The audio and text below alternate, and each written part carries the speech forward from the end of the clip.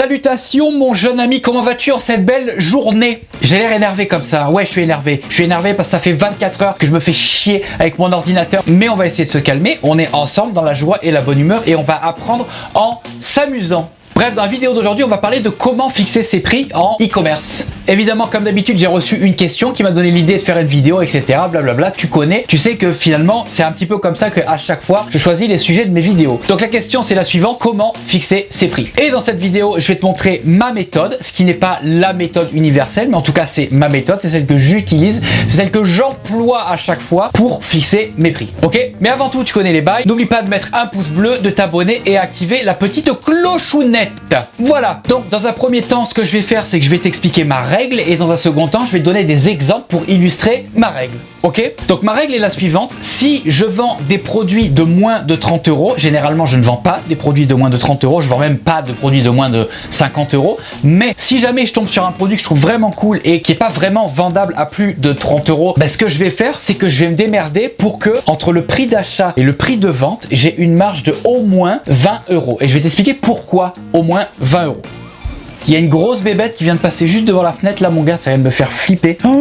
J'aime pas ça moi. Ah les trucs qui volent là. Oh putain mon gars. Bref, pourquoi 20 euros? Parce que entre le prix de vente de ton produit et le prix d'achat, tu vas avoir d'autres frais. Et une fois que tu auras défalqué tous ces frais là, l'idée c'est de pouvoir te dégager au moins 10 euros de bénéfices dans ta poche. Voilà. Donc pour illustrer ça, je t'ai pris un exemple.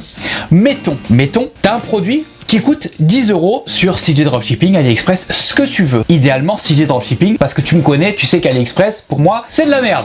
Bref, mettons, tu as un produit que tu achètes 10 euros. Le prix qui serait cohérent de vendre ce produit, c'est dans les 30 euros. On va dire 30. Voilà. Donc, tu l'achètes 10, tu le revends 30. Tu as une marge de...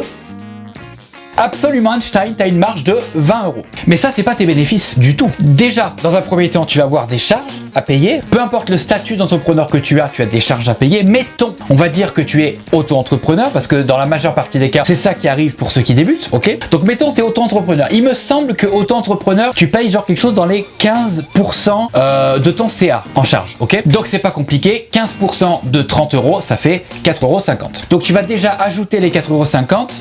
Donc tu vas déjà ajouter les 4,50 € aux 10 euros du prix d'achat du produit. Donc tu es déjà à 14,50 €, ok? Mettons encore une fois que tu fais de la publicité sur Facebook. Facebook, c'est pas gratuit, ça a un coût et on va estimer que ton coût par acquisition est de 5 euros. C'est pas la moyenne basse, c'est pas la moyenne haute, c'est, on va dire, c'est à peu près au milieu. Pour un produit que tu vends 30 euros, ça paraît cohérent, ok? Donc tu vas rajouter ces 5 euros aux 14,50 € que tu as eu avant. Donc les 10 euros du prix du produit, les 4,50 € de chat, plus là tu rajoutes tes 5 euros de coût par acquisition. Ce qui t'amène à 19,50 €, ça veut dire qu'en bénéfice dans ta poche, il va te rester 10,50 €. J'ai pas compté la TVA parce que si tu es auto-entrepreneur, si je dis pas de bêtises, je sais pas, moi je déclare pas mes trucs en France, mais il me semble que quand tu es auto-entrepreneur en dessous d'un certain seuil, genre je crois que c'est 80 000 €, un truc comme ça, je crois que tu payes pas la TVA. Donc c'est pour ça que je l'ai pas compté.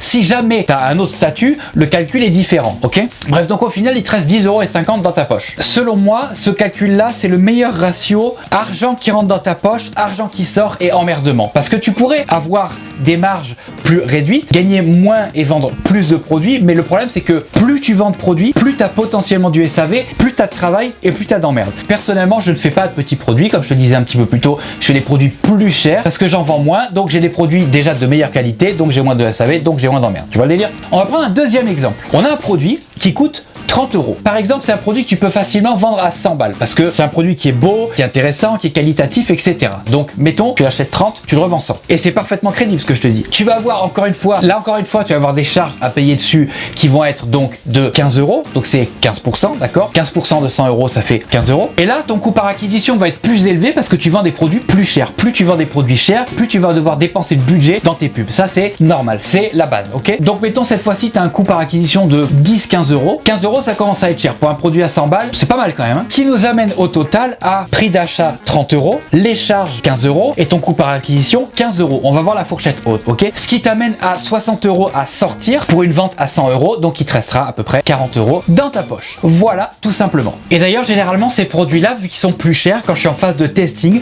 quand je teste mes audiences sur Facebook, quand je démarre finalement, je les mets moins chers. Même si je gagne moins d'argent, je m'en fous. Au début, dans ta phase de testing, en fait, tu achètes des données. Donc je les mets moins chers de manière à gagner toujours de l'argent. Je gagne moins, mais c'est pas grave, c'est pas ce qui m'intéresse. Ce qui m'intéresse, c'est d'acheter des données et de pas perdre d'argent. Donc généralement, ces produits-là, je les mets moins chers. Quand je commence à scaler, petit à petit, je monte les prix pour arriver genre au sweet spot, genre où ça vend bien, mais où je peux vendre plus cher. Voilà, petite vidéo simple, rapide, efficace pour te montrer un petit peu ma méthode pour fixer mes prix de vente. Je te remercie d'avoir regardé cette vidéo jusqu'à la fin. Bien évidemment, avant de partir, n'oublie pas, pouce bleu, abonne-toi si c'est pas déjà fait. Et puis active la petite clochounette. Et en attendant, je te dis bye et on se voit dans la prochaine vidéo. Tchuss!